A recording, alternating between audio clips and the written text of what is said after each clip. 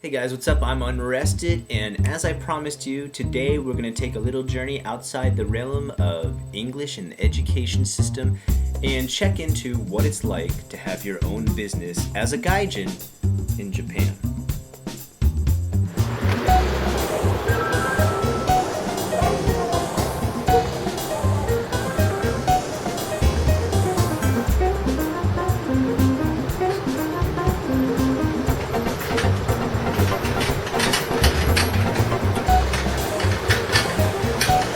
Hey guys, Unrested here, and today we're doing a little bit different video from what you're used to. We're going outside of the education system, outside of the English teaching department, and we're going to check into a place that is a business run by a Gaijin trying to make it in the food service business. I actually work there myself today. It's a cafe, it's called Cafe Flair, and we're going to go ahead and check it out today. And I'll show you a little glimpse of Gaijin who try to make it in a different section of business in Japan. So here we are right now. Take a look. That's Cafe Flair. And right now we're coming in while it's closed. Gonna start a little bit early and I'll show you around. Cafe Flair's only been open for about 6 weeks now, so it's still pretty brand new. You can see we have the menu here on the window. Something that's pretty rare in Japan, no smoking allowed inside. We've got pretty much the regular hours that you would eat in Japan or pretty much any other Western country as well. And here is the Flair symbol, a salt and pepper shaker. Let's take a look inside.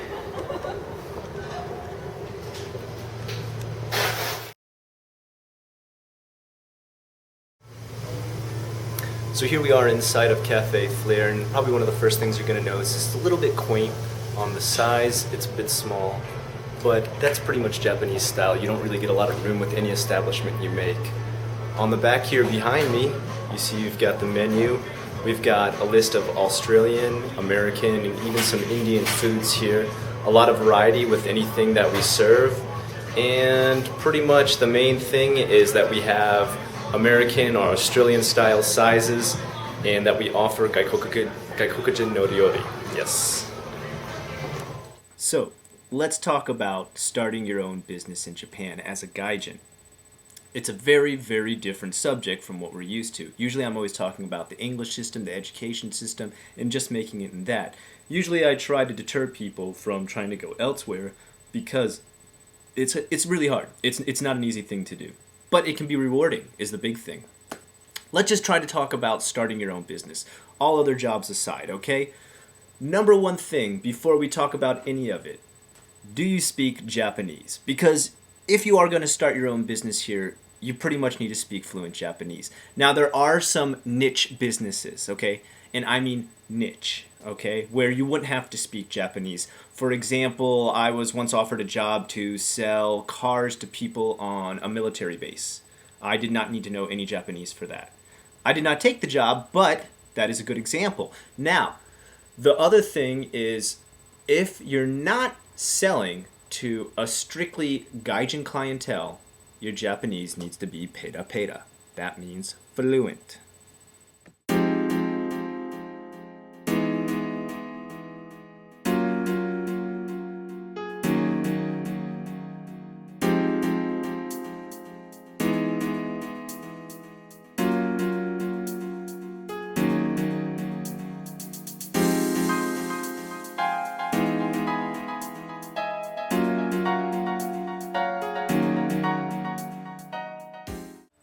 So as you heard me say earlier, I work at Cafe Flair. I am a waiter there. Now, the owner has been smart enough to hire all bilingual staff.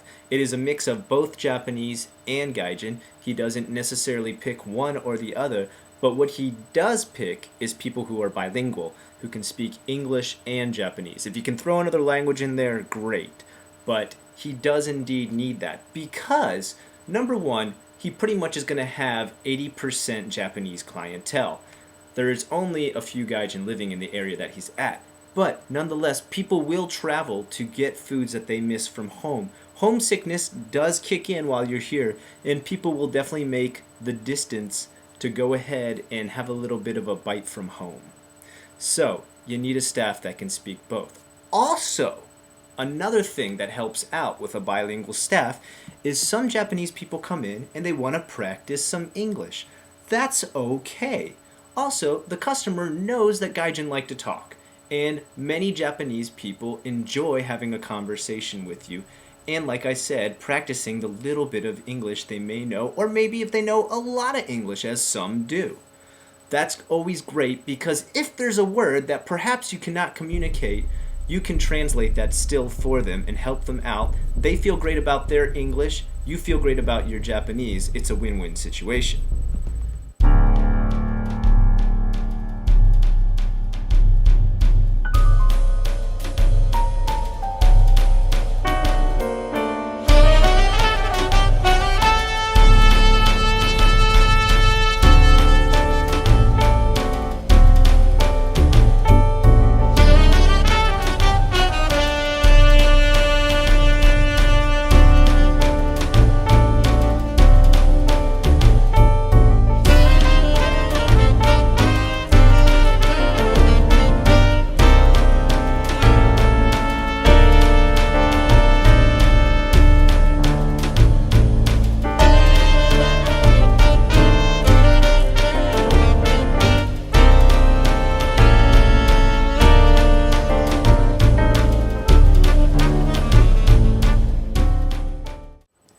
Now, setting up a company here is pretty straightforward.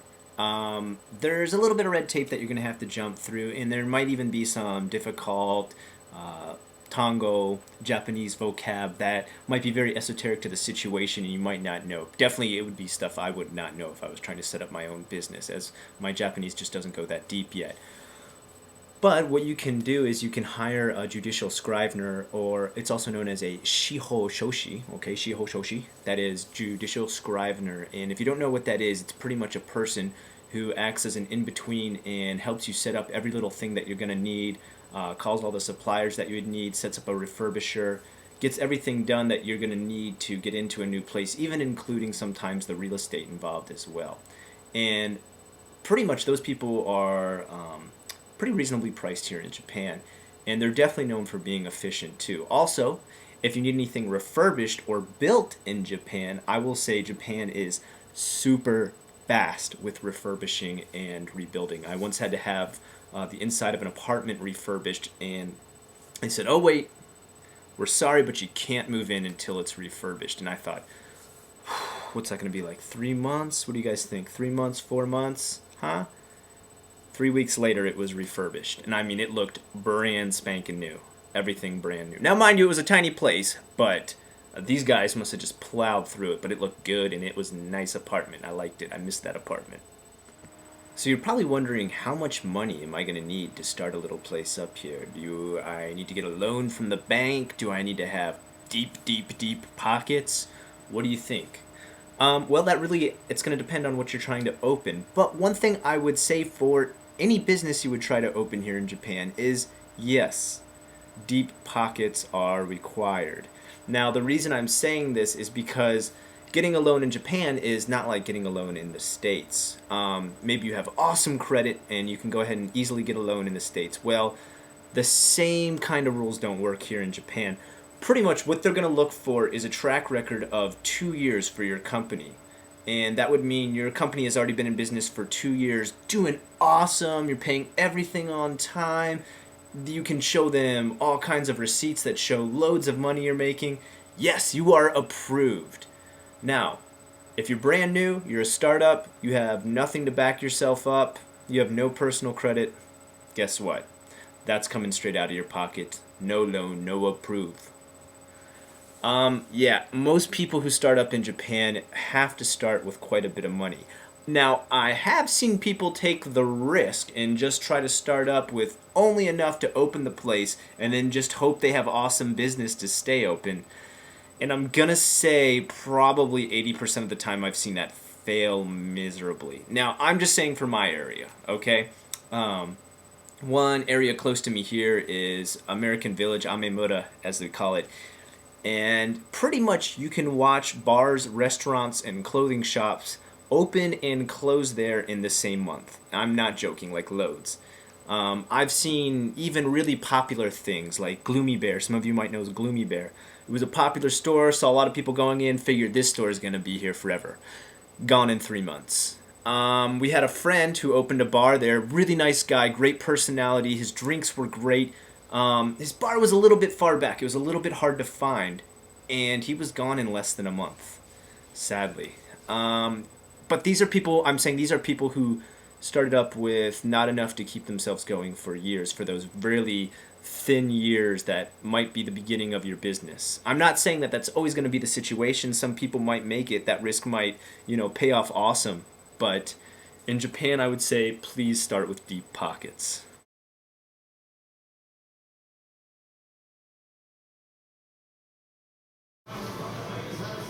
Now, one thing Nick, the owner, actually wanted me to show you is some amazing Japanese technology that we have here in the bathroom. You can see we've got one of these super futuristic style toilets, and there's something a little special we want to show you that it does. It senses your urge. It senses your bowels need to be released, and it opens automatically. Yes, Japanese style toilet. A look into the future.